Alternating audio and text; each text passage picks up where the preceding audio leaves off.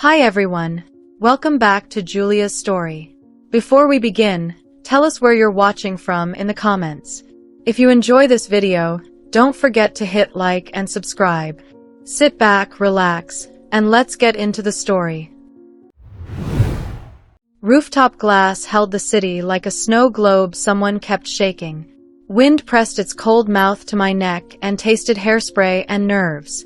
I was working the late shift, tray in one hand, notepad in the other, body tuned to the rhythm of rich laughter and tiny forks. Diamonds moved through the crowd like they had their own weather. I moved between them like a woman who knew how not to be seen. Theo Ward saw me anyway. He leaned on the rail the way trouble leans on a promise and watched the ice melt in his glass like it owed him a story. Luca Hart stood beside him in a navy jacket and a grin he used like currency. The city had made him famous for arriving early and leaving before the bill. Tonight he looked bored enough to buy a storm. "She will never trend," Theo said softly, eyes on me as if I were a puzzle he wanted to solve with a knife. "The room loves a spectacle. Give it one. Make her the bride before sunrise." Luca laughed without looking at me, a clean sound with a blade tucked under it. He turned then, finally, and his gaze ran over my plain face like a camera practicing its honesty. Dark hair already frizzing from the damp. Brown eyes that forget to flirt. A dress with a hem Aunt Pia had stitched herself in a rush before my shift. I held my ground like a thrift store mannequin and let him do his inventory.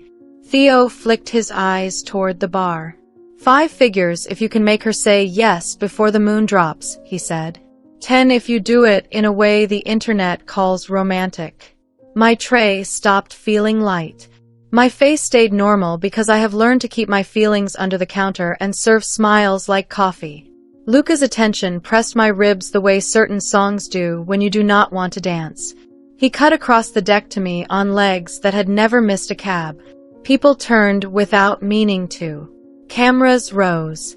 The harpist found a hopeful chord. It was a choreographed miracle how fast a room can decide it is an audience. I set my tray on a passing cart and faced him with both hands empty. He did not waste time on compliments that would insult us both. He stepped closer, enough to warm my shoulder with his breath. "Marry me," he said. "Right now." The air hit me like a small slap and then held. His eyes were clear. Not cruel yet. Just convinced that rules are toys for other people. "I have a shift," I said. "I will double your pay tonight," he said. "I will cover your rent this year. You can keep your job or quit it at dawn. No one gets to own you. Not me. Not Theo. We sign clean. We post one photo. We walk away when you say." He lowered his voice. "You look like a woman who makes good decisions under bad lights. Make one with me." Aunt Pia's voice rose in my head, all sugar and steel. "Dignity first." But dignity has a cousin named Survival, and she does not mind wearing the same dress twice. My hours at the hotel barely kept the lights humming. The salon in back ate what hope left behind. I stared at Luca Hart and saw a door the city never intended to open for a woman like me. "Yes," I said. For a second, he looked almost startled that I had saved him the performance. Then he smiled like a man who had just found the end of a complicated thread. He took my hand with surprising care. Theo lifted his glass with a lazy cheer. A pocket of people clapped before they knew why. A whisper moved over the deck like a small tide. "Plain girl. Wild bet. Real ring. Real vows." We did not make vows under the lanterns. We made plans. Luca spoke into his cuff and the air delivered a car in 2 minutes. He peeled a card from his wallet and pressed it into my palm, black and heavy. "Use it," he said. "Shoes that will not slip on marble. A dress if you want one. Or wear your work black and teach them that glitter is a costume." I kept the dress Aunt Pia had hemmed. I swapped out my kitchen flats for a pair that did not squeak. The city elevator spit us to the street and a black car opened like a trick mouth. Theo slid in with us because of course he did. He smelled like a secret typed in a hurry and sent to the wrong person. To the courthouse, Luca said. He did not look at Theo again. He looked at me and rolled my name on his tongue like a coin he liked the weight of. Mara. He asked for my story and I gave him a version that would not insult the night. Born above a bodega that sold hope and lottery tickets. Raised by a woman whose scissors could turn a thrift dress into a headline if she had half a day and a table with good light. Learned to make faces glow after midnight because some women cannot afford the day. Plain is a word other people buy wholesale. I keep mine retail and precise. He listened like a man unaccustomed to feeling anything shift unless he was paying for it. He watched my mouth without interrupting. The car slid through yellow lights like it had a pass from the law. At the courthouse, the guard waved us through with a grin he saves for young rebels and rich mistakes. The clerk who never sleeps took one look at Luca and found her stamp. She scanned my eyes and found something she could recognize. Fee, she said. Luca extended his hand with bills crisp enough to start a rumor. The clerk pushed them back with a smirk. We do plastic now. He laughed and surrendered the card. Theo leaned on a pillar and practiced his caption face. I wanted to slap him with my tray. Under the hard lights, we signed names we already knew. The pen dragged on mine because my fingers were trembling and refused to confess it. The judge looked like a man who had seen every version of romance and did not rank this one low. He pronounced us with the efficiency of a stamp. The ring slid past my knuckle like a debt, deciding it would love me. Luca's hand did not shake. After, the clerk asked if we wanted a photo. Luca said yes. I said no. Theo said obviously. The frame landed somewhere between cheap and permanent. In the glass behind us, a stranger rubbed his eyes and a mop leaned against a wall like a tired witness. Theo texted someone faster than I breathed. His thumb moved like a small animal. Luca cleared his throat and spoke to him without heat. Do not post first, he said. I want to write her name before the internet does. In the back hallway, an old vending machine hummed at its own pitch. I fed it $1 to prove nothing had changed yet. It ate the bill and refused to give me anything. I laughed once and stuffed my hands into the pockets of my work dress to keep from smashing the glass. Luca stood at the door and looked at me like a man who did not expect to feel a thing and was annoyed to find his chest had opinions. You are not a dare, he said. I am going to handle this like it was chosen. You will not have to defend yourself alone. Words are cheap even when they come in a nice voice. I shrugged so I would not accidentally believe him.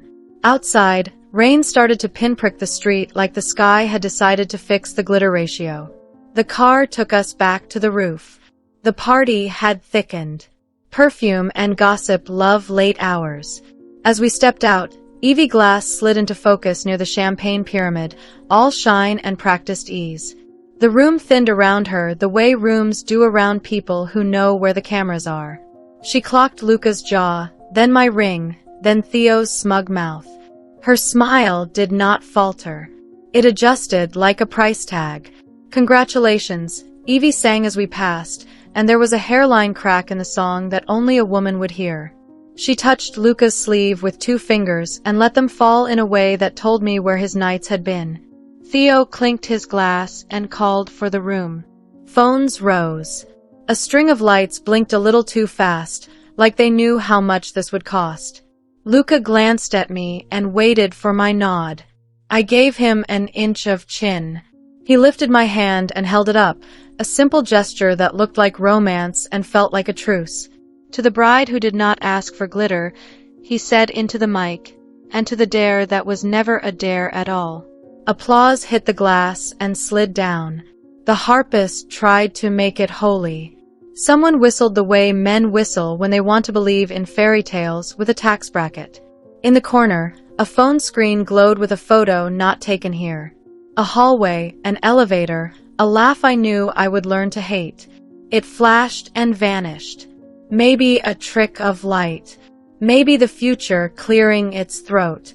On the edge of the deck, Aunt Pia stood in her good coat, chin tilted, eyes laser steady. She had snuck in through the service stairs because she does not believe in missing the part where her girl writes her own line. She held out her palm as I passed and pressed a tiny sewing kit into my hand like a charm. "For luck," she said. "For fabric that forgets its manners." A wind gust lifted the hem of my dress and whispered mine into my ear like a dare that meant it. I tucked the sewing kit into my pocket and felt the shape of a needle press my thigh through the cloth. The shape felt like truth. Inside the glass, Theo laughed at something only he found funny and sent a message to someone who believes money can keep secrets. Evie smoothed her hair and aimed her smile at a lens. Luca's thumb brushed the inside of my wrist, a touch quick as a match, gone before the room could steal it. My phone buzzed in the pocket where I keep the parts of myself no one sees. Unknown number. One word. Dare. I did not open it. I looked at the river and decided I would not drown in a room that needed to watch me struggle. The harpist changed keys. The lights slowed their blink. The city held still like a held breath, ready to turn into a shout. Midnight leaned its weight against the glass. And the first flashbulb went off, not at the champagne, not at the skyline, but at the corner where Theo's grin met a screen that did not belong to him. By morning the roof had turned into headlines that ate their own tails. Plain bride. Wild ceremony. Billionaire romantic. The words did not know me and did not try. Luca's team dropped a polished photo at dawn. Our hands held the way a brochure tells you to hold a stranger's past. He captioned it with my name like he meant to keep it, and for 1 hour the city pretended this was a love story written in clean ink. The penthouse smelled like new furniture and old mistakes. Every surface had an opinion about fingerprints. A house manager with a jaw like a ruler showed me drawers where plates sleep and closets where gowns go to practice for rooms I do not enter. She said, "Welcome, Mrs. Hart," and I tasted the name like a tea bag left in too long. The ring pulsed on my finger like a small alarm that had not learned my rhythm yet. At noon, the publicist arrived with a rolling rack and a smile that could calm a riot or start one. Her assistant placed a schedule on the counter as if dropping a soft weapon. We would walk through a market and buy peaches with our chins tucked just so. We would wave a paper at a charity office window and be captured looking generous. We would touch foreheads at a crosswalk while apartments above us decided whether to cheer or throw eggs. Daylight love is a steady camera. Night love is a habit. They were building me the first while I hunted the second with my eyes. Evie's face sneaked into places even when her body stayed home.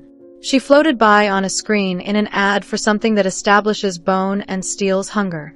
Her name drifted through a conversation beside a hostess stand where a woman in a silver dress said I love her, but is a knife that dulls itself on a person and then brags that it cut. In the elevator, a makeup artist gossiped into her phone about a campaign that had just shifted dates because of our wedding. The word shifted hung in the air like a chandelier that someone forgot to secure. Luca performed decency the way some men perform fury. He stood at my side in photographs but let his hand hover instead of stake a claim. He asked if I wanted soup and listened when I said broth, not cream. He told Theo to stop trying to be a poet and delete the caption about fate and fried chicken. He seemed annoyed at how easy it was to be almost good. Between appointments, I texted Aunt Pia 3 times. She sent back a photo of the salon's backroom, light humming above the chair, mirror clean enough to scare lies, tools lined up like soldiers. "Midnights pay rent," she wrote. "You can still come. The shop knows your hands." I went. I went because my skin itched from being seen by people who do not look. After dinner, after the peach market, after the charity paper, after the foreheads, I slipped into clothes that understand kindness and took the back stairs down to a street that has always taught me the truth faster than any elevator. The subway sang its metal sleep song. A boy offered me his seat with the pride of someone who had finally learned the shape of a small good thing. At the salon, the fridge hummed like a pet. Aunt Pia set tea in a chipped cup on the counter and did not waste time asking me if I was safe. She made space. A nurse in a crooked ponytail sat in the chair first, eyes red from nights that never listen. I lifted her face in my palms and told it what to do next. Less contour, more breath. Brows that look like they forgot to be afraid. A lip that says I own this mouth, not a filter. She cried when I turned the chair because she could see herself and remembered that this counts. A mother came after with hair that had been arguing with weather since last week. Then a girl who wanted to look like herself for once at a party where money loves to make daughters into mirrors. I lost track of time the way you do when the world in your hands is finally small enough to fix. The clock blinked midnight. The internet discovered a picture of Evie from last winter, her mouth pressed to a cheek that did not belong to a stranger. The comments wrote new commandments. The city drank them. I took the train back to the tower because I needed to see my new life in its glass to remember it is just a room with expensive windows. The lobby guard lifted a hand and let it fall, embarrassed by how obvious kindness can feel when marble is watching. In the elevator mirror, I practiced a face that does not tell stories it has not decided to keep. Upstairs, someone had replaced a bowl of limes with white roses that smelled clean and wrong. I set my keys beside them and listened. The penthouse has a way of telling on its occupants. A shoe scuff. The whisper of a door closing too carefully. The faint ghost of perfume a room keeps when it hopes you will blame it on clouds. Luca stood in the kitchen in shirt sleeves, tie loosened, the air around him tuned to receive applause it did not earn. He had a way of leaning his hip against the counter that made it look like he was almost a person you could ask for help lifting a box. He poured water into a glass and remembered to offer me the first swallow. I took it and let the cold be a spine in my mouth. He asked about the shop. I told him about the nurse and the mother and the girl. He listened with his eyes and with a part of his mouth that betrays a secret he has not chosen yet. Then his phone face down on the island vibrated and rolled. He touched it with 2 fingers to keep it from falling. The screen flashed a name that has learned to arrive without knocking. It sailed past before I could read it, and still it wrote itself on the room's air. He said he had a midnight call. He said he would take it in the office down the hall because the glass in there makes even lies look like sculpture. He said, "Sleep if you can." He rubbed his thumb once along the inside of my wrist and left the imprint like a small compass that did not know which direction to choose. I lay on the wide bed and counted the soft ticks a room makes when it is deciding if you belong to it. A vent sighed. A pipe remembered last winter. The elevator in the core hummed a lullaby for people who pay to be carried.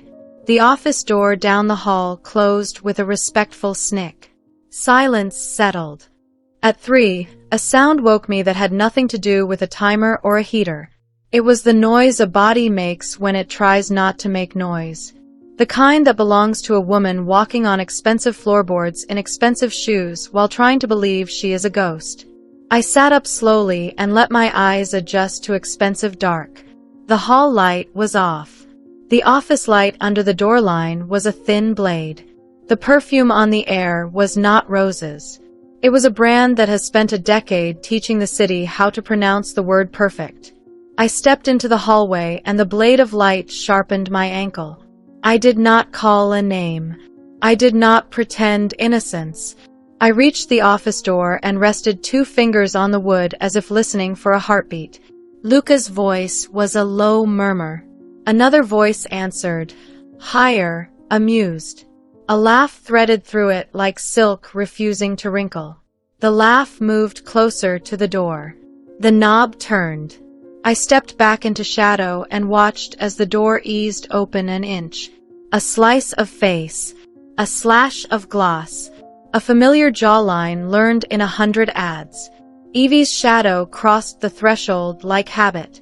She paused in the doorway and looked down the hall, not expecting to see me and seeing me anyway. Her eyes did not widen. Women like her educate their pupils not to give the world free love. Instead, her mouth tilted into the smallest smile, the kind that says there will be rules and I am the one who writes them. She slipped out and left the door half cracked, enough for a line of voice to leak and skate along the marble toward me. Theo's laugh lived in that line too, faint, like a ghost that knows it is not welcome and drinks anyway. Evie turned her head, met my eyes across the dark, and put one finger to her lips without touching them. She slid a square of card into the console bowl beside the white roses as she passed. Bone white. One word in ink I recognized from a text I did not open. Dare.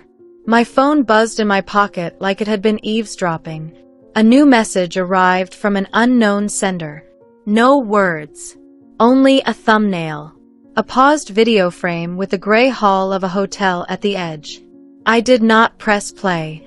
I stood very still while the apartment breathed around me, while a door side closed, while a perfume learned to be polite in my lungs. The thumbnail waited on my screen, a small door daring me to open it. The thumbnail sat in my palm like a lit match that dared me to breathe. Gray hall, cheap carpet, a brass number on a door that thought it was important. The play arrow waited like a bad idea wearing a smile. I did not press it. The apartment settled around me, all hush and polished judgment. The office door whispered shut. The perfume thinned and pretended to be air. My ring felt tight, then loose, then like it had a pulse separate from mine. I slid the phone into my pocket and let my fingers memorize the weight of restraint.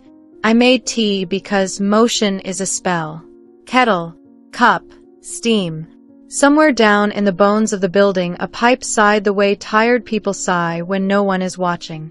Luca came out of the office with his shirt sleeves rolled and the look of a man who had spoken at length without saying anything he would be proud to hear later. He saw the cup in my hand and reached for the second, an old habit he meant as kindness and I read as practice.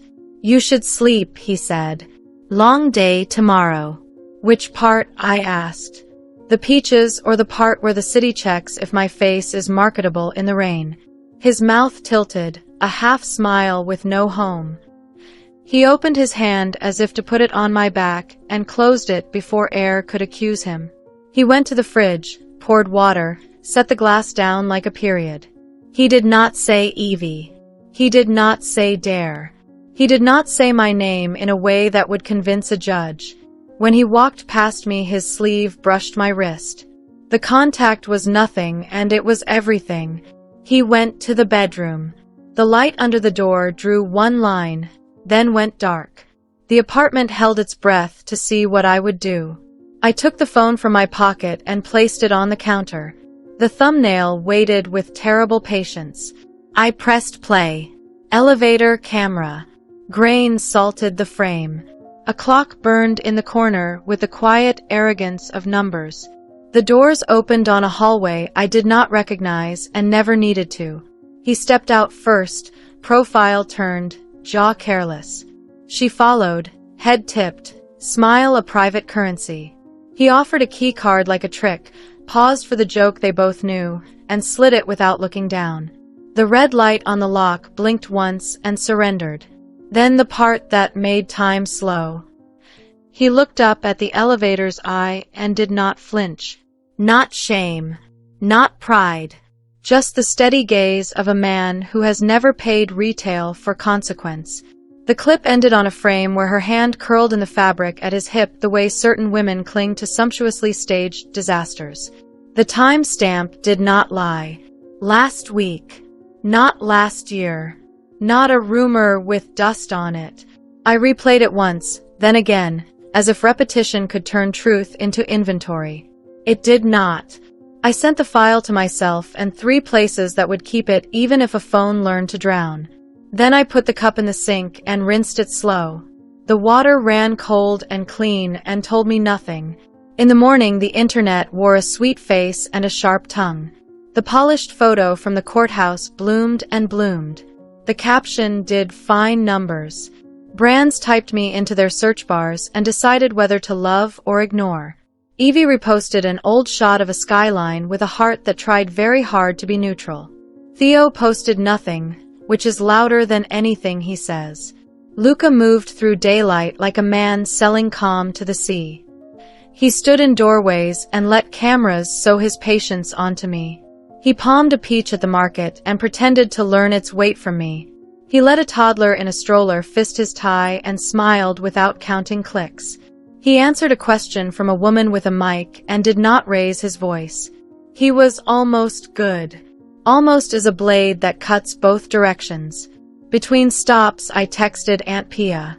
Midnight, she wrote. Chair warm. Light true. Bring the hands that remember. At sunset, we returned to the glass cage. Dinner arrived in boxes that told the story of a chef who has forgiven everyone. Luca pulled stools to the island and set forks on paper as if we were a pair who understood simple. He spoke about the day like it had been a favor we owed the world. I told him about the nurse from last night who had finally slept because her face in the mirror told her she was allowed to. He looked at me like a person, not a post, and for 13 seconds I forgot the clip. Then his phone lit, skated, hummed. His eyes flicked, then disciplined themselves not to. The movement was small as a blink, and just as bright. I went to the shop because I needed air that does not sell lies. The salon's back room welcomed me with the smell of acetone and sugar and a stubborn fridge. My chair sighed when I turned it. The mirror, cleaned twice, did not flatter or insult. It reflected. First up was a barista who had saved for 2 months to buy the right shade of red. I mixed a tone that looked like courage had learned manners. Next, a teacher whose students had made her cry the good way last week. We lifted the gray with a touch that remembered kindness lives under color. Then a girl who wanted to look like herself for a party where money would try to turn her into glitter. I gave her cheekbones less carved and more honest. When I spun the chair, she covered her mouth and then dropped her hand. She stood taller. That is my favorite trick. At 11:54, my phone buzzed with a message I should have ignored. Same unknown number, new sin. A single still. A hallway I now knew like a scar. The still was clear enough to count the threads in the carpet. His face 3/4 turned. Her mouth parted in a laugh that had learned to sell soap and survival. And there, reflected small in the brass door number, a thin line of another face behind them, distorted and familiar. Theo. Of course the ghost would come back for dessert. I set the phone next to the comb jar and finished the eyeliner I had started. The girl held very still. When I was done, she hugged me the way strangers hug when they recognize their own house in your eyes. Midnight rang itself in with a siren 2 blocks over and a bus shuddering to a stop outside the deli. I wiped the chair, capped the tube, stacked the towels in a neat brave pile. The shop light hummed higher like a choir warming up. I took the long way back to the tower because motion helps a person choose. The city's late faces walked with the calm of people who have made peace with their reflections or decided to fight them after coffee. At a crosswalk, a boy in a hoodie offered half his candy to his sister without being told. At the corner, a woman held her phone up to her ear and nodded through tears without making a sound. The night was full of small, honorable acts that no one will ever trend. The lobby guard lifted his hand, lowered it, and pretended to be fascinated by a form. The elevator learned my key card and sighed. In the mirror, my braid had loosened a millimeter the way willpower does when truth has been forced to learn gym class. Upstairs, the roses had been replaced with lilies. Their smell reached me like a hand that did not ask permission. I set my keys down and listened. Marble, silence, the far hum of a vent, and beneath that, a whisper that was not sound but pattern. A rhythm only guilt makes when it believes it has paid rent. Luca was on the balcony with the door cracked, City breathing in like a guest who has figured out how to be polite. He turned when he heard my shoes. His face was set for steady. He has a mouth that can sell a bridge to a river. I had watched him do it to strangers. Now he wanted to sell me peace. "We need to talk," he said, and he said it with the effort of a man trying to hold up a roof by himself. I stepped inside the line of lilies so their perfume would wash the floor between us and keep me awake. He gestured toward the office as if a confession will behave better if it is made in a room that loves glass. I was done with glass. "Not in there," I said. He swallowed. The muscle in his jaw learned patience with difficulty. He forced his voice lower, kinder. "Someone sent you something," he said. "Theo told me.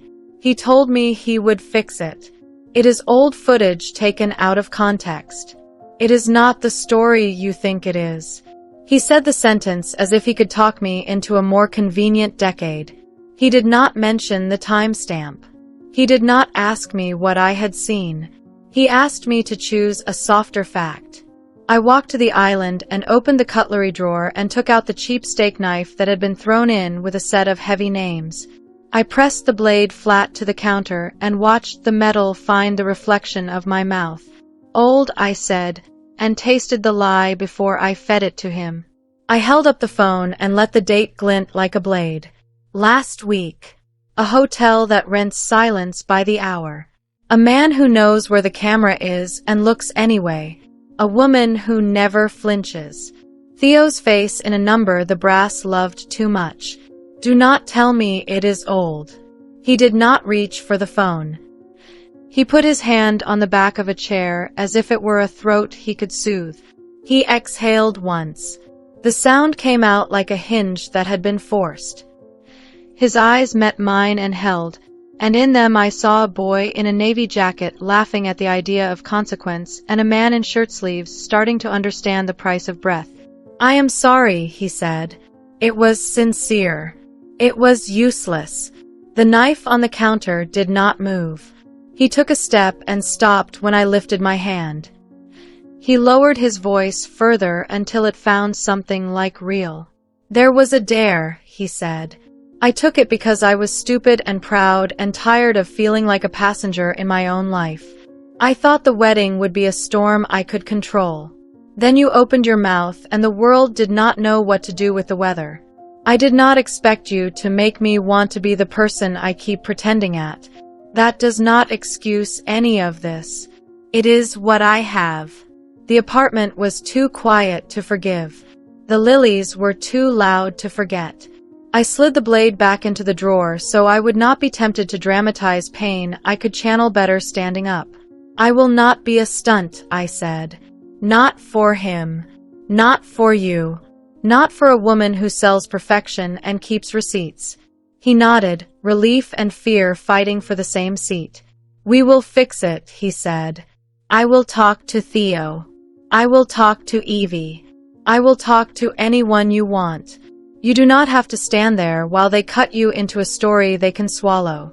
My phone buzzed. Same unknown number. No words. A link. My thumb hovered and then did what it does when truth insists. A stream opened. Live count climbing.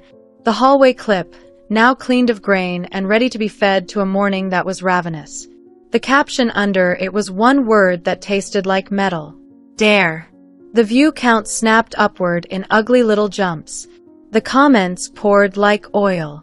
The account hosting the leak posted a second box in the corner. A still of me from the courthouse, not the polished release, the unguarded frame where my mouth looks like it has decided to carry knives the polite way. I felt the floor tighten. Luca did too. He stepped closer, then stopped himself and looked to me for permission like a man who had learned a basic rule at last. I did not give it. Not yet. The stream timer ticked to the 30-second mark. The chat bloomed with my name spelled as a weapon and a prayer. The city's throat cleared. From the hallway, far end, the doorbell rang once, a small chime that had nothing to do with kindness. Luca turned his head. I did not. I stared at the screen as the clip looped, the lock blinked, the smile tilted, the brass reflected a face that would never admit to being a ghost. And the live count hit a number that means a city has finally looked up. The doorbell chimed once, small and polite. Luca turned his head. I did not. I watched the live counter climb like a siren that had discovered numbers. Another chime. Then the soft scuff of a shoe on marble. I crossed the lilies and opened the door to an empty hall and a long, quiet rug. No footsteps. No shadow. Only a thick envelope resting like a dare at my feet. Bone white. One word stamped in red. Dare. I lifted it and felt the weight of paper used to cut. Inside, a stack of prints, cropped viciously clean. Screenshots. Theo's blue bubbles full of heat and games. Bet her. Make the plain one trend. Price the headline. Luca's replies colder, shorter, trying to sound like a man above the joke while pushing it forward with a thumb at 2 in the morning. A wire transfer receipt with a memo so arrogant it read like a confession. A private note to Evie from Theo. Party at midnight. Dress for an apology we can control. Another page. A clean schedule marked in pencil. Charity ball. Ballroom lights at 9. Video at 9:05. The word reveal underlined twice. My pulse slowed into anger's usefulness. I slid the stack back into the envelope and set it on the island next to the lilies where it could teach the room new vocabulary. Luca stared at it like a map he had not realized was hanging in his own house. I am going to the shop, I said. He reached, stopped, found his voice and left it gentle. You do not have to stand in this alone. I picked up the envelope. Alone is how I learned not to drown. His mouth closed around whatever came next. Outside, air slapped me into clarity. The city was awake and hungry. I rode the elevator down with a delivery boy whose breath smelled like mint and exhaustion. He held the door and did not try to be a hero. I thanked him because decency deserves a witness. At the salon, Aunt Pia had the backlights on and the kettle boiling before I finished the stairs. She saw my face and did not say anything kind or foolish. She wiped a chair, set a spool of red silk thread on the counter, and pushed 2 dress bags toward me with the finality of law. One black. One the color of a stop sign at night. Pick the color that scares them more, she said. Red, I said. We unzipped the bag and shook out the dress. Satin with some memory. Bias cut that forgives nothing and flatters nerves if you keep breathing. Aunt Pia measured my shoulder with her palm. Then she turned the dress inside out and went to work on the hem with a needle that moved like a violin bow. I laid the envelope on the station ledge and spread the pages out with clean fingers. Theo's words curled on the paper like snakes sunning themselves. Luca's replies made something in my chest turn to salt. Underneath them, a printout from a hotel billing system with names half-blacked and still obvious. The dare had not been a joke that got out of hand. It had been a sport with sponsors. I took photos of every page. I sent copies to 3 places that would not drown. A cloud that had never once been kind to me but owed me time. An email that belonged to a reporter who still spelled dignity without irony. A safe I pay by the month that lives in a building too old to trend. My phone buzzed with a new number. The screen showed a plain text invitation that did not pretend to be generous. The charity ball requests your presence, it read. Your husband will speak. A photo will steady the street. Dress code, gold or red. A second message slid under it like a knife under a blouse.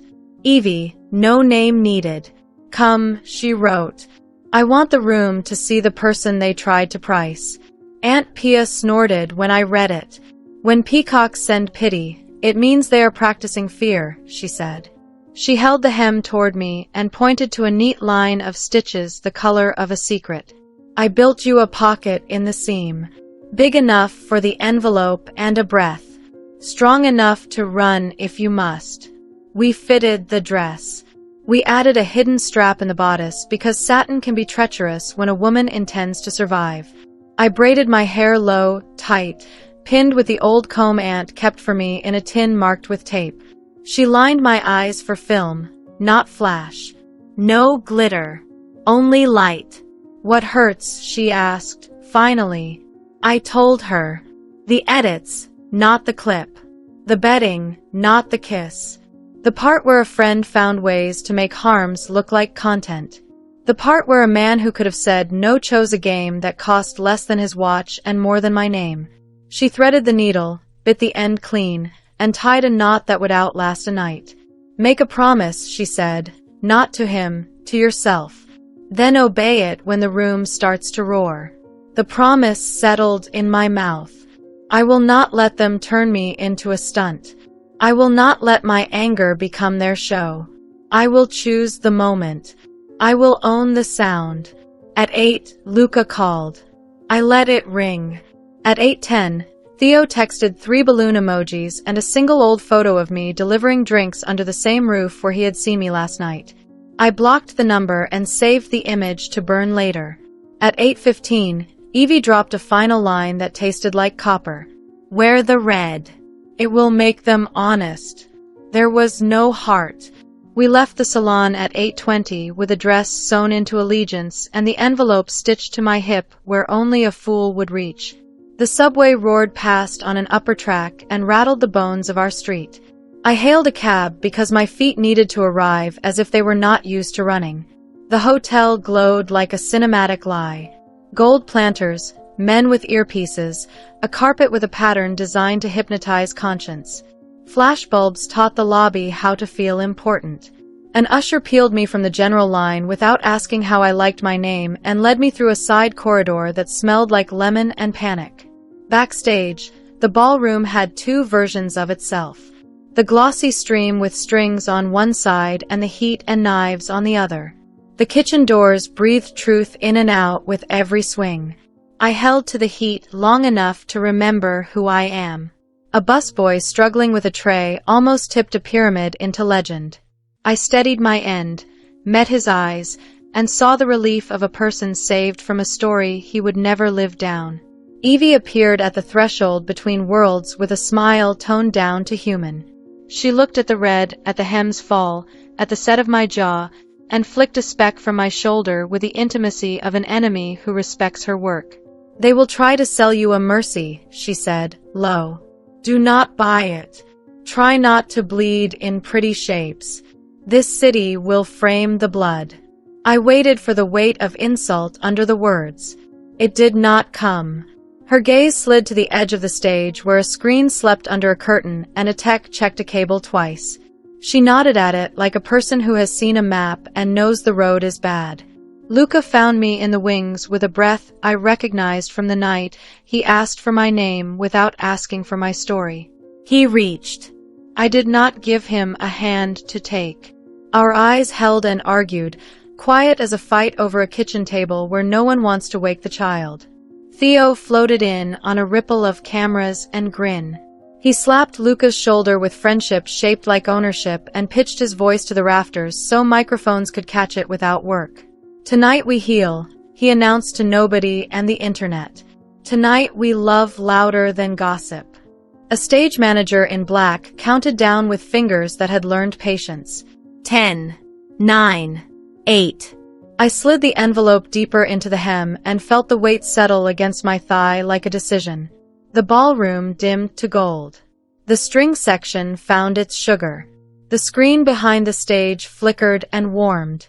The host introduced Luca with a melody of adjectives that made the word husband sound like a brand extension. He walked to the mic and held it with both hands as if keeping it from running. Ladies and gentlemen, he began, and his voice filled the room that had paid to be full.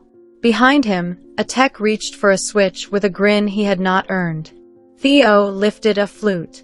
Evie stepped one pace closer to the light.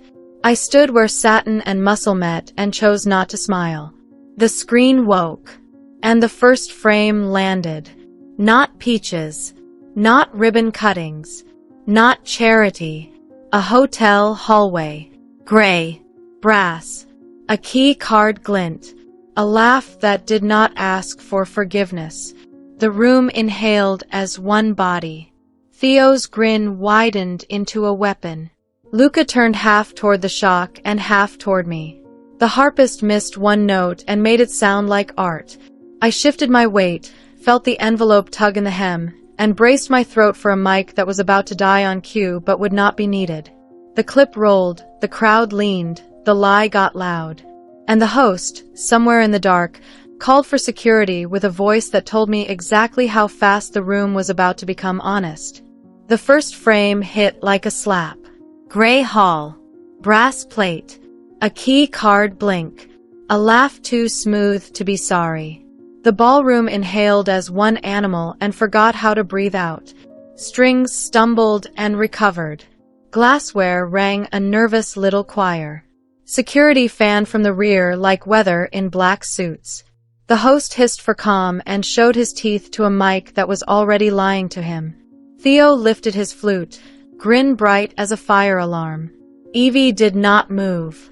She watched the screen with the stillness of a woman who knows what truth costs and has already paid rent. I felt the weight of the envelope sewn into my hem tug my thigh, a heartbeat in paper. The red thread Aunt Pia had stitched into satin was a quiet lifeline and a dare. I slid 2 fingers along the seam until I found the knot and the place where silk meets stubborn.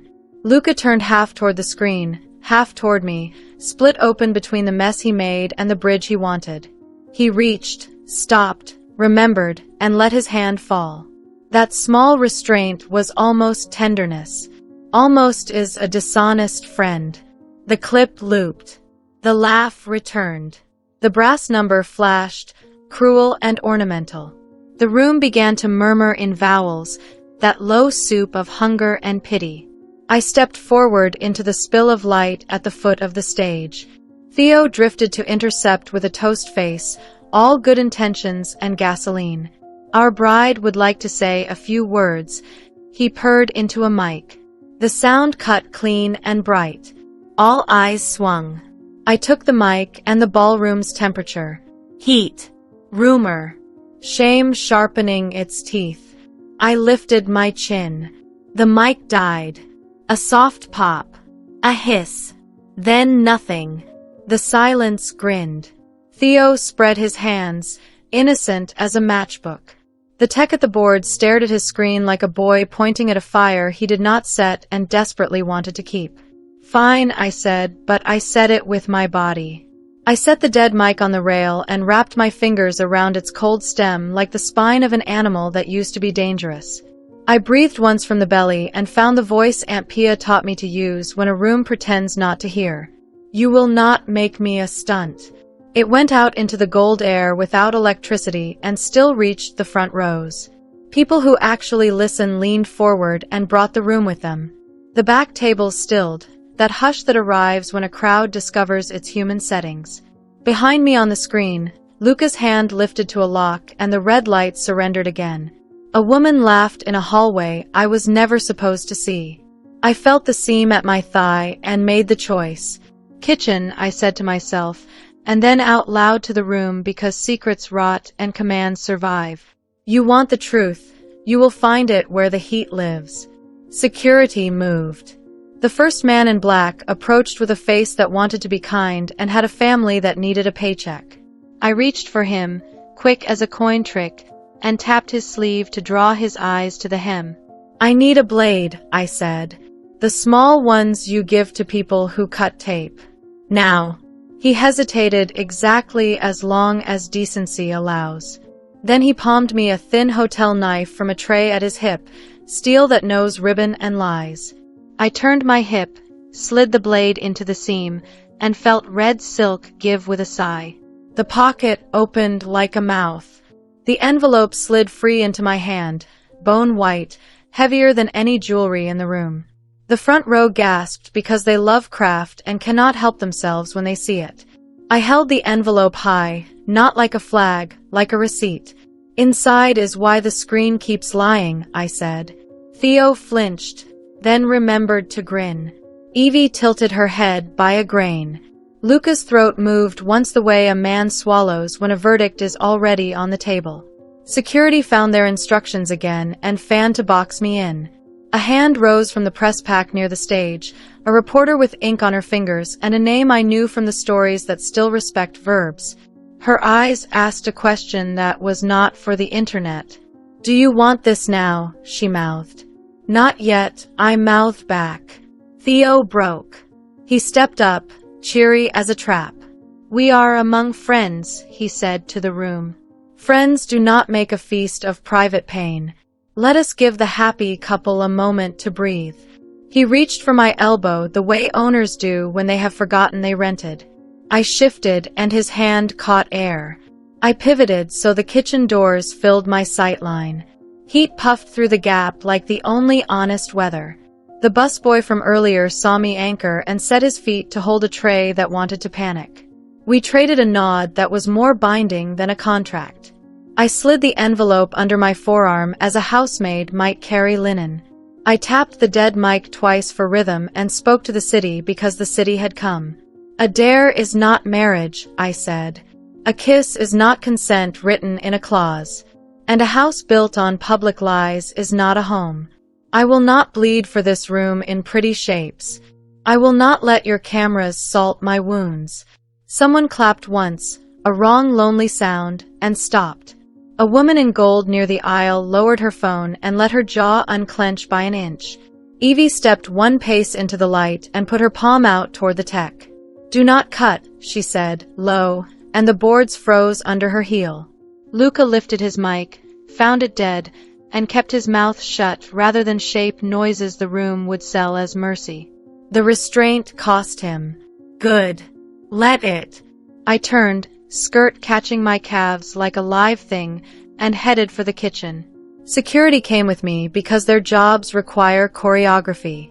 The crowd opened a lane that smelled like perfume and doubt. As I reached the doors, Theo tried one last trick. At midnight, he called brightly, as if he had invented the hour, "The bride will unveil the truth. We will celebrate love, not drama." He looked at me and added softer, "Try to be generous." The knife sat warm in my palm. I could feel the city pressing its ear to my words through 100 little screens. I could feel the women I had tended after midnight with my hands, and my eyes leaning forward in apartments that do not trend. I could feel Aunt Pia's red thread tugging as if the dress itself remembered the promise we stitched inside it. At midnight, I said, I go live. Not from this stage. From a chair built for women who have earned their faces. Bring your cameras if you can behave. Bring your mouths if you can listen. I will tell the truth where heat makes lies sweat. Gasps rose, some delighted, some angry, all useful. The host lifted his cue cards and forgot his words. The harpist laid her hands in her lap and let the strings grieve in silence.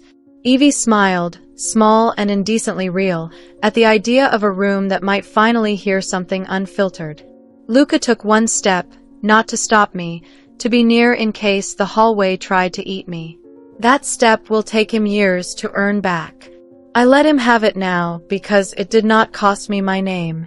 I pushed the kitchen door with my shoulder and heat opened its arms. Steam, garlic, metal, the holy rhythm of fire and knife.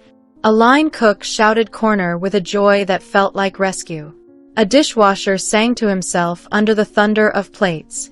The busboy spotted me and bumped the back exit with his hip so the bar would not bruise my spine. Behind me, the ballroom began to roar. Ahead, the service corridor narrowed into truth. I ran. Fluorescent light made everything honest and ugly. The knife bit the seam again and I tucked metal clean, a habit forming.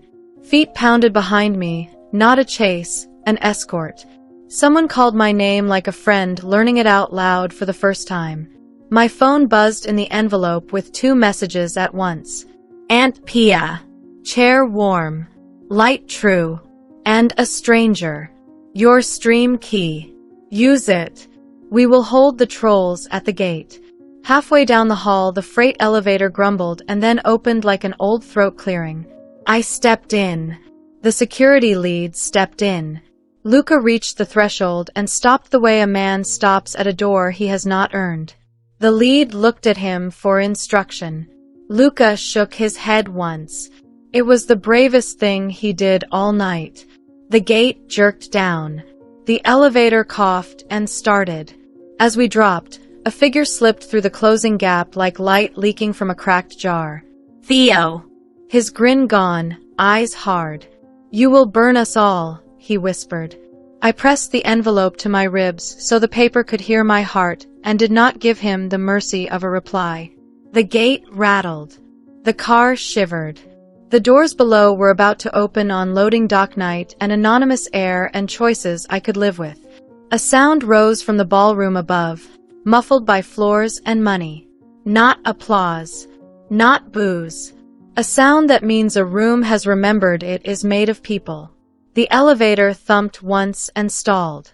Lights flickered. The panel blinked red and then nothing.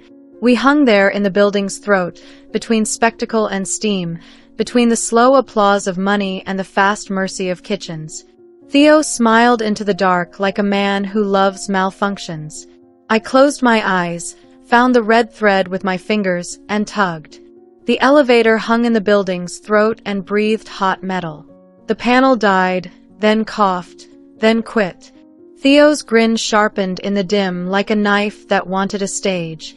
The security lead swore soft, the kind of word a father uses when he does not want his child to learn it. Red thread, I told my fingers. Tug. The seam murmured under my grip like a pulse finding a drum. The envelope settled against my ribs, bone white and stubborn. My phone buzzed again, a small heartbeat in a black pocket. Stream key. Use it. We will hold the trolls at the gate. Lights flickered to a low bruise. The lead keyed his radio and got static. Theo leaned into the gloom with that particular male kindness that asks you to trade your dignity for a smoother ride. You want peace, he said. I can give you peace. 10 minutes on a balcony. You forgive. We donate. The city goes to bed like a fed child. I was done raising other people's sons. I dug the tip of the hotel blade into the seam again, widened the pocket, and slid the phone free like a secret that had decided to pay rent. The Stream app opened with a hum. The camera returned my face in gray elevator light, a mirror too honest to flatter and too tired to lie. I lifted the phone to my mouth. We are between floors, I told the city. That is where a lot of women live tonight. Between the glitter and the heat. Between a lie that pays and a truth that costs. The counter ticked up, hesitant, curious. Comments tried for cute, then fell away when my voice stayed level. I turned the lens to the envelope and let the red thread show like a signature. I am on my way to a chair in a room that smells like acetone and tea, I said. I promised a midnight. The building wanted drama. Drama gets tired. We keep going. The elevator lurched once, then again. The lights came up one shade. The lead found a notch with his key and forced the gate a few inches. A slice of loading dock air cut the hot comm in two. He set his shoulder under the grate, veins blue ropes on his wrist. Go, he said to me without looking. He meant it. He would write the paperwork later and lie just enough to keep his job. Theo moved to block. The lead's body filled the space instead. For once, a quiet man loved the right thing more than rules.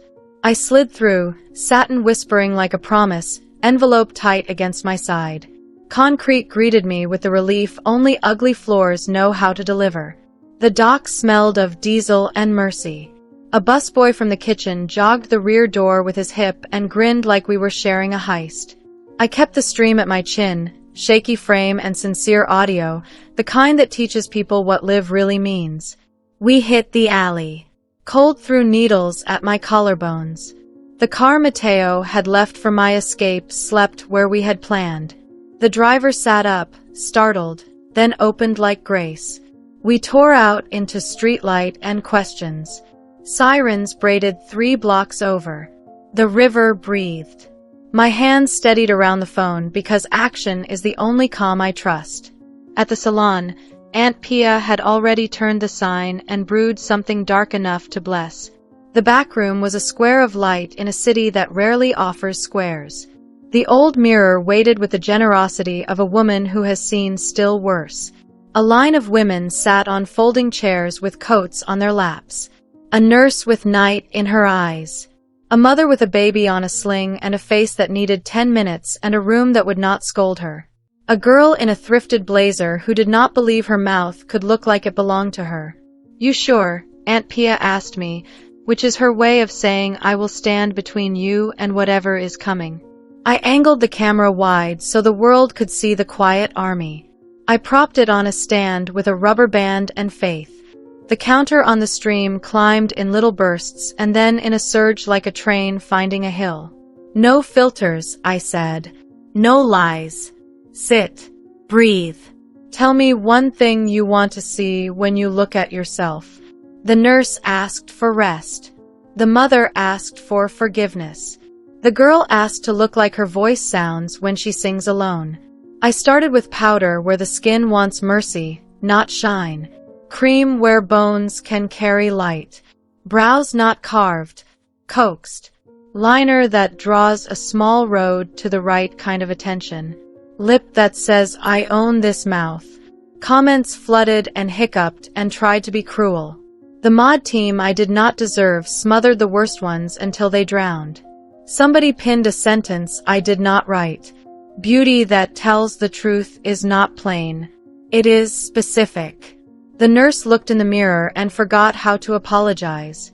The mother laughed with her hand open instead of covering her teeth. The girl sang one line under her breath and blushed at herself in a way that made me want to put my forehead on her shoulder and thank the night. The counter jumped again and turned stupid high.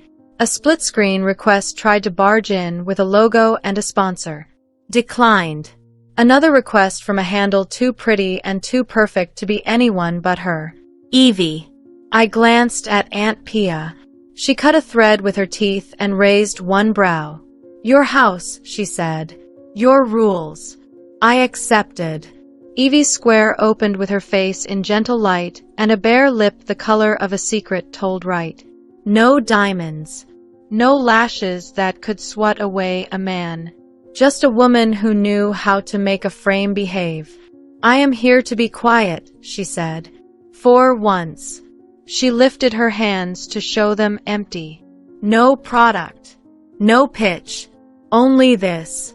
He did what he did, and that is already paid for in more ways than we can inventory. Do your work. I will answer what I can later and take the cuts that belong to me now, not backstage. The chat howled. Some loved her, some hated her, most tried to turn her into a purity test. Aunt Pia ignored all of it and passed me the small brush that draws a brow hair where a woman forgot she had the right. I kept going. Next woman. A line cook on her break with a burn along her wrist shaped like a half moon.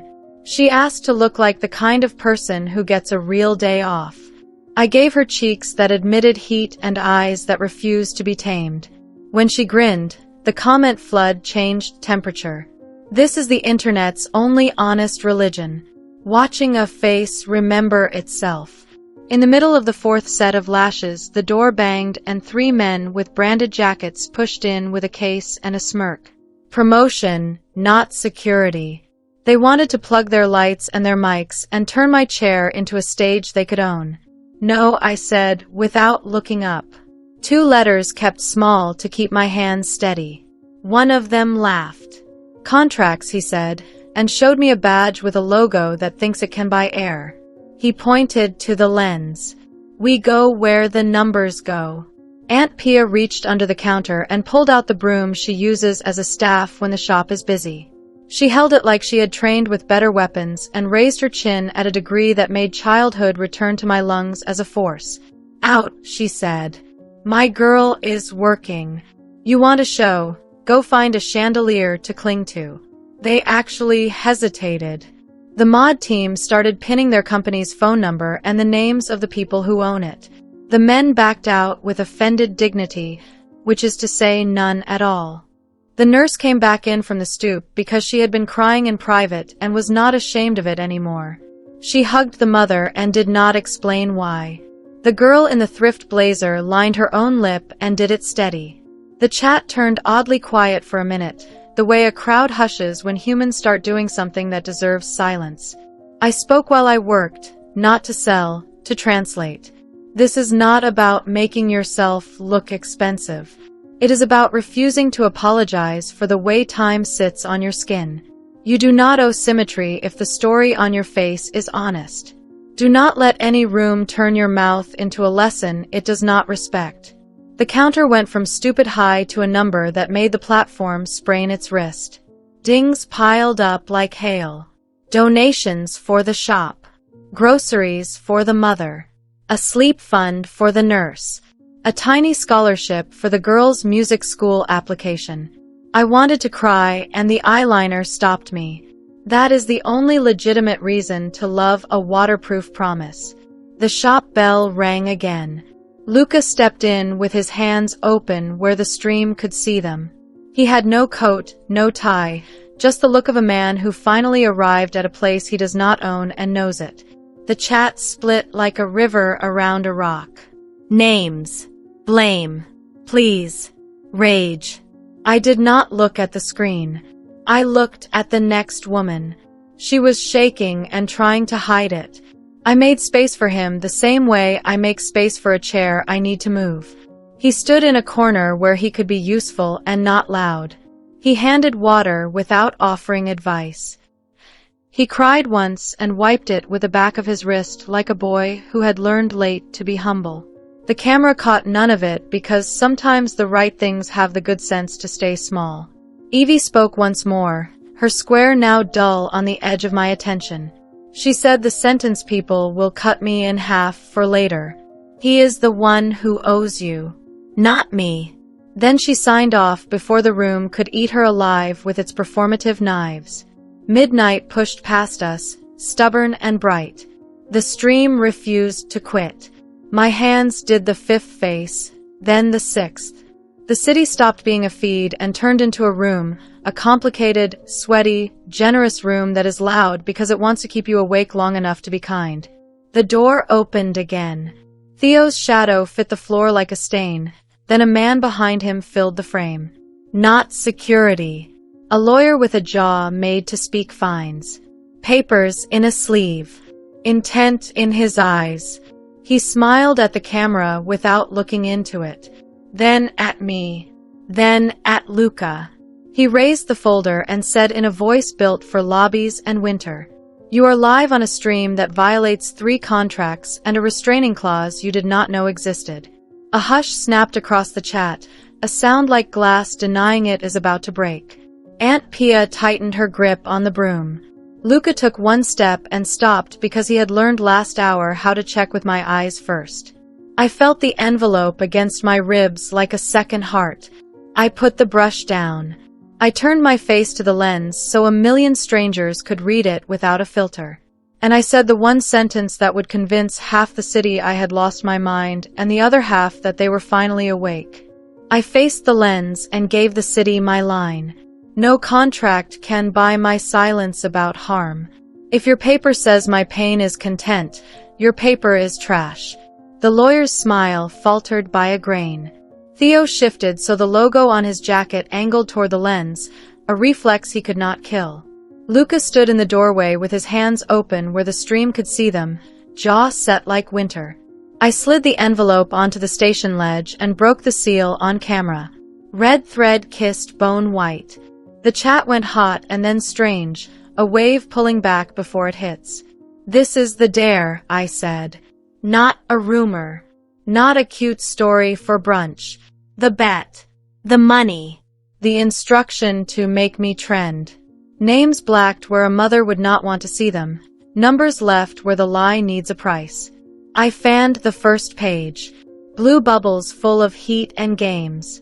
Theo wrote bet her and put a number on my dignity like it was a produce label. Luca's replies were colder and shorter, trying to sound above it while pushing it with a thumb at 2 in the morning. The mod team pinned stills as I read. The chat swallowed and breathed. The lawyer raised his folder with a priest's gravity. "You will take this down," he said. "You will hand over the device. You will stop inciting defamation." He gestured with his chin at the camera, never looking into it. The habit of people who prefer closed rooms. Aunt Pia did not lower the broom. She stepped between him and my chair and tilted her head like the neck of a swan that has learned to fight. She said nothing.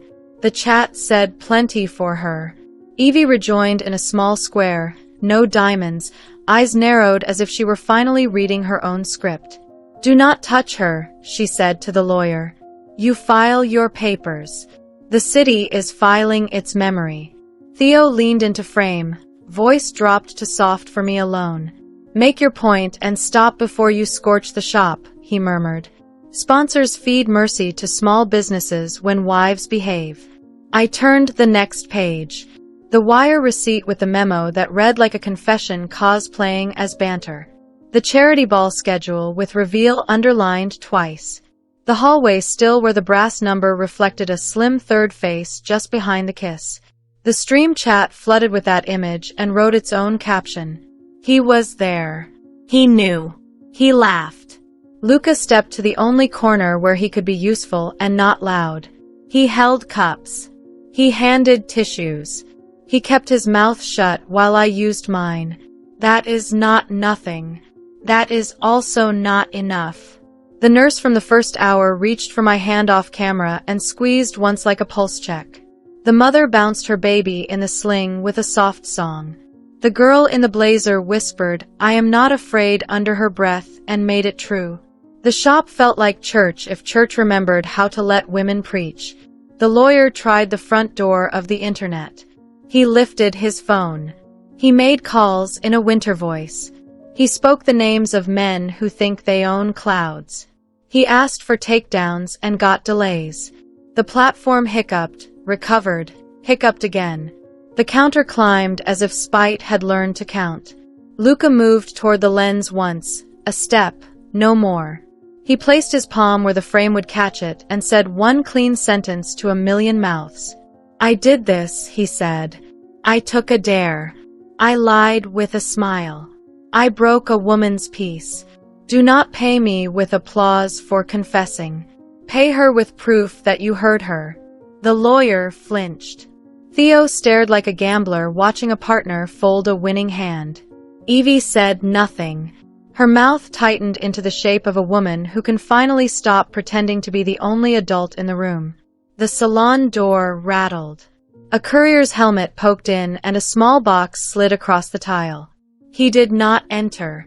He let the box speak. Inside, a spare drive and a note in tidy block letters. "Mirror this. When they pull the feed, keep the light." I mirrored. The mod team announced the backup like a lighthouse on a storm chart. The lawyer made another call and tried not to sweat.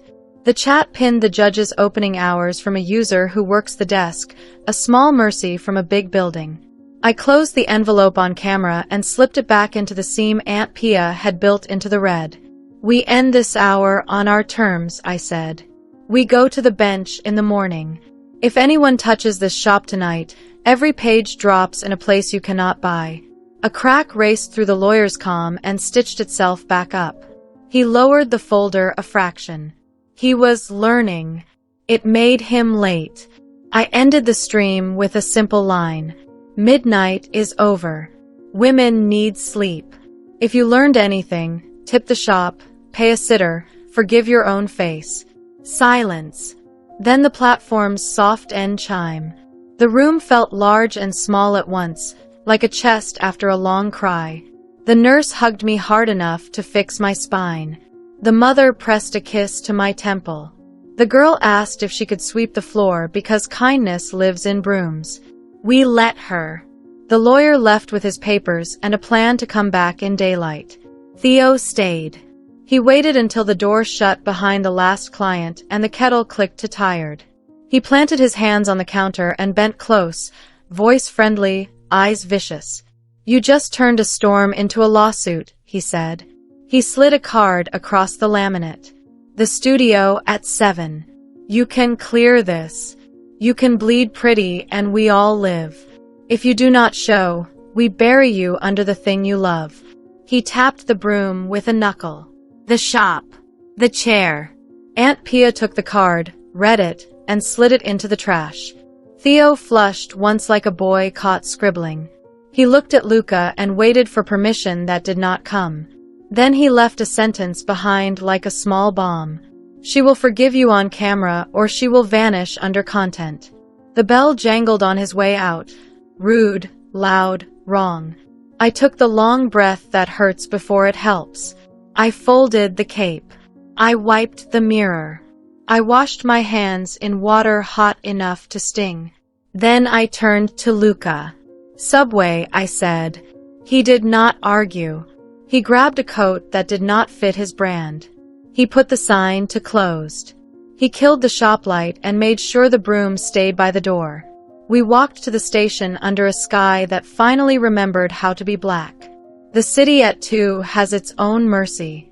A saxophone somewhere. A man counting coins that will not judge him.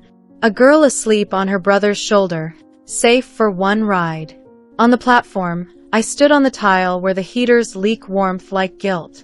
The yellow line held steady. A rat made its confession and vanished. Luca took the place beside me without touching my coat. I do not have speeches, he said. Quiet. I have edits. I want to be better, but my patterns know the way home. I will fire him. I will pay what I owe. I will sit in a lobby all day and tell every brand that called us pretty to go to hell. I will be poor if that is the price for you to breathe. Poor to a man like him is a flexible word. I did not let the mean part of me answer. I let the part with a seam ripper and a spine take the mic. What I want is smaller, I said. No cameras while you apologize. No notes from other people's phones. I want quiet choices stacked for months until the pattern you brag about is not a lie. I want you to choose me when it costs and keep choosing when no one claps. The train thundered and shook the platform like a cheap prayer. He swallowed. He nodded. He looked down the tunnel into a dark that did not owe him mercy and said, soft and terrified and true, yes. The car opened with a sigh. We did not get on. We let it leave so the station would hold our talk without the insult of movement. He took out his phone, thumb hovering, then lifted his eyes to ask the only permission that matters. I nodded. He scrolled to Theo and pressed call. The ring cut off quick. Theo answered like a man who slept with his teeth in. Luca kept his voice low. No theater. We are done, he said. Not for optics. Because I cannot be your friend and also become the man I told her I would be. Theo laughed. He tried 3 angles in one breath. Loyalty. Money. Nostalgia. The toys he knows. Luca raised his free hand and sliced the air as if cutting rope. Do not contact her again, he said. Do not come near the shop. Do not send a lawyer to pretend at mercy. If you push, I publish the deals you think sit under better floors than this one. Theo said a word that belongs to alleys. He hung up. Luca looked like a man who had finally hauled a heavy sofa down narrow stairs and found he still had a back that would obey him. He did not smile. He did not look for applause. Good. My phone buzzed. Not the unknown number. A production manager with a human name. The studio at 7, she wrote. You bring what you want. We bring light and a chair. The city will be there whether you want it or not. Choose your door. I showed Luca the screen. He read it, then looked at the tracks, then at me. Your call, he said. A train roared in. Warm air blasted and tossed my braid. I imagined the chair at the studio, the hot lights, the trap and the chance. I imagined Aunt Pia's broom by the door, standing guard. I imagined the women from the stream, their faces specific and brave, taking seats with me so the room would remember what beauty looks like when it does not hunt applause. I slid the phone back into the seam. The red held it. The envelope pressed my ribs like a second heart. We will walk on, I said. We will walk off before the city tries to own the ending. The train doors opened again. We did not move. Down the stairs, a shadow detached from a column and started up slow, confident, familiar. Not Theo. Not the lawyer. A man in a coat the color of money and a voice built for cameras when he wants to make himself sound harmless. Luca went very still. What does he want? I asked. Everything he always wanted, Luca said low. The headline. The last word. The price on our names. The man reached the platform, breath easy, smile ready, hands empty. He said my name like he had bought it. and the train chimed its closing doors while the station decided which story it would let leave first. The man in the coat, the color of money, stepped into the spill of heater air and let the train's doors kiss shut behind him. His smile was warm. His eyes were winter. "Mara," he said, like he had paid for the right. "I can carry you out of this like a gentleman carries a bride over a puddle. We package, we soothe, we turn midnight into a brand with insurance." Luca's shoulder found mine without touching it. He kept his hands where the station could read them. The heater rattled. The rat under the bench made a soft decision and vanished. "What are you selling?" I asked. "A truce," he said. "You come to my studio at 7 and let us hold the frame. No blood. No names that make lawyers itch. You and your husband kiss. The friend apologizes for the part the public will allow. The X is repositioned as a cautionary glow. Your shop gets a grant large enough to make saints sigh." He glanced at Luca. "Your valuation stops bleeding by noon." He turned to the tracks with polite boredom, as if trains obeyed him. "The next one will be yours if you want it to be," he said. "No," Luca said. The man's smile stayed. "Of course not," he said to Luca. "You are a romantic." Then to me, softer, "Be practical, Mara. The city forgives clean and quick when we hand it the lines." A chime spooled down the tunnel. Warm wind lifted my hair and set it back the way a hand does when it remembers its manners. I thought of the nurse, the mother, the girl in the blazer singing under her breath. I thought of Aunt Pia's broom by the door. "We will take your studio," I said. "We will bring our light and our chair.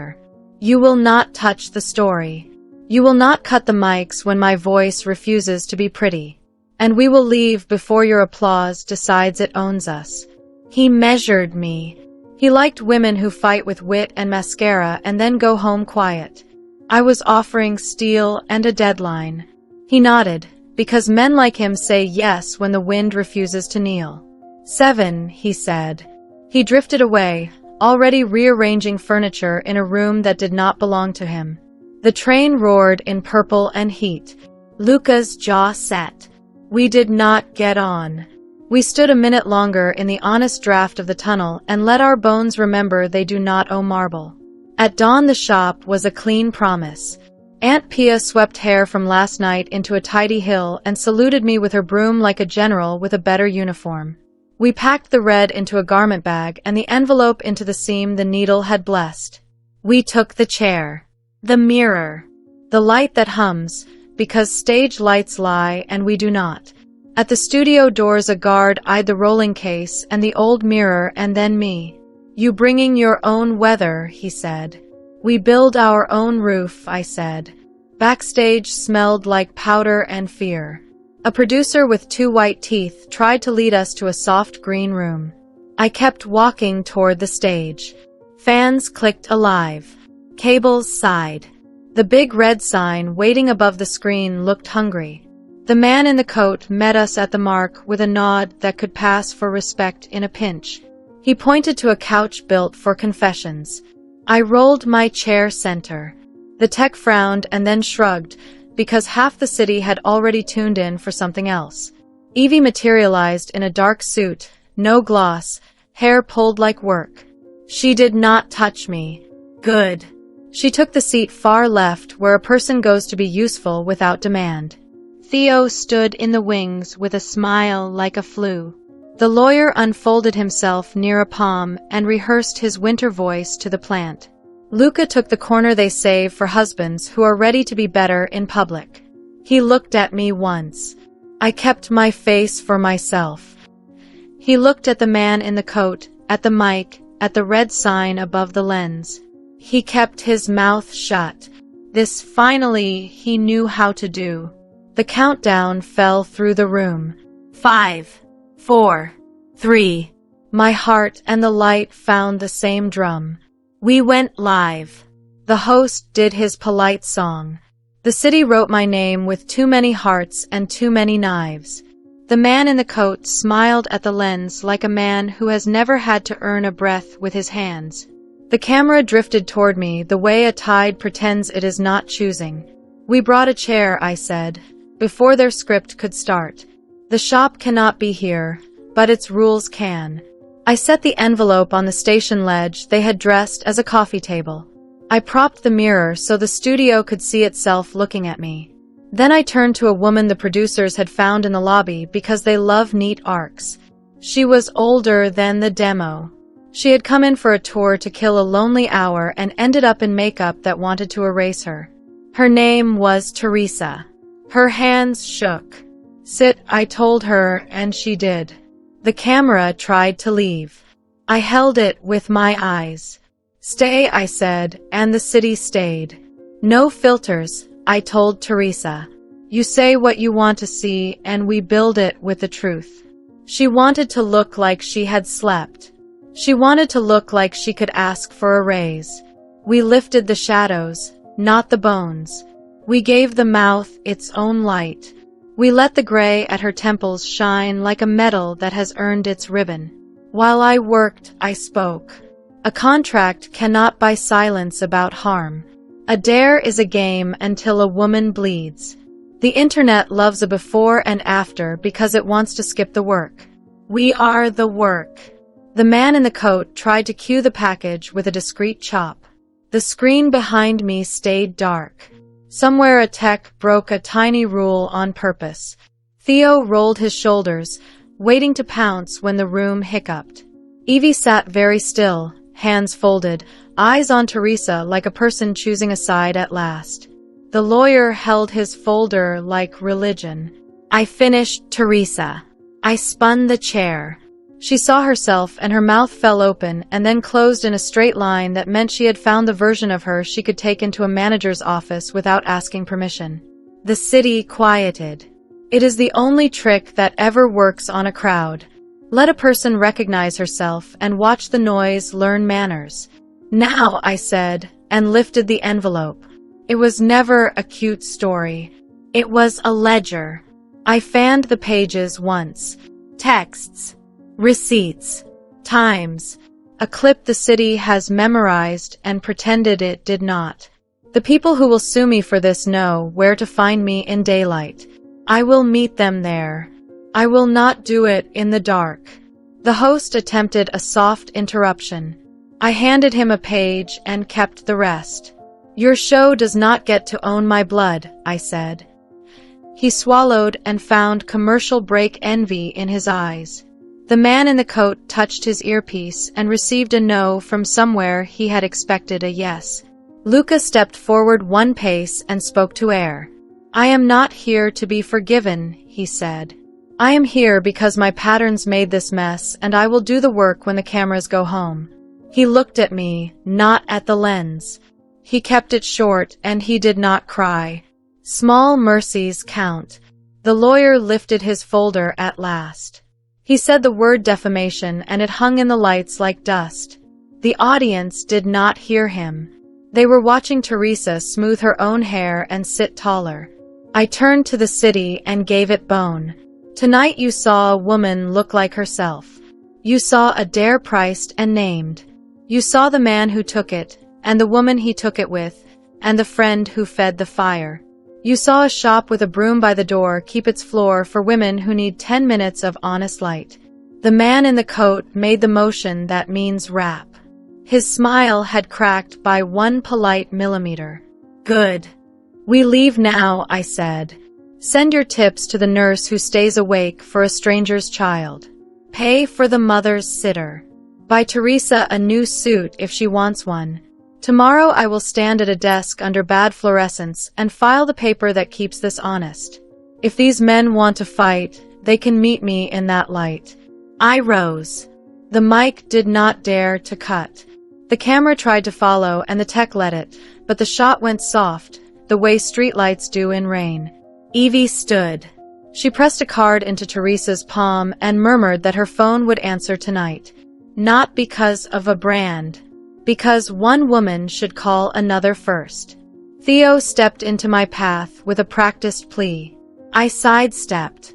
He reached for Luca. Luca did not move. Friendship is a door. Sometimes it is a fire exit and sometimes it is a lock. We walked off under a red sign that burned and did not burn us. A stagehand in black held a door with 2 fingers and did not ask for a selfie. The corridor smelled like paint and a day that had decided to survive. Outside, the air was thin and real. The city had gathered in pockets, faces that look like work, like rent, like the small pride of not being owned by a story you did not write. Someone clapped once and then stopped because the point had already been made. We did not ride in a car. We walked. We passed a bakery humid with sugar and a florist trimming stems and a kid in a hoodie practicing a handshake with his father like it was a magic trick. We passed a bus stop where a woman in scrubs dozed and a man in a suit snored in rhythm with her. We passed the courthouse steps where bad light waited with a stamp like a heartbeat. At the shop, Aunt Pia had the kettle on and the chairs lined up like choir. The broom leaned against the door, patient and stern. Luca took a seat by the window where dust imagines it is glitter, phone face down, hands open. On the table he set an envelope of his own, not white, not dramatic, the color of mail that does its job. For the women from last night, he said, and did not say more. The bell tinked.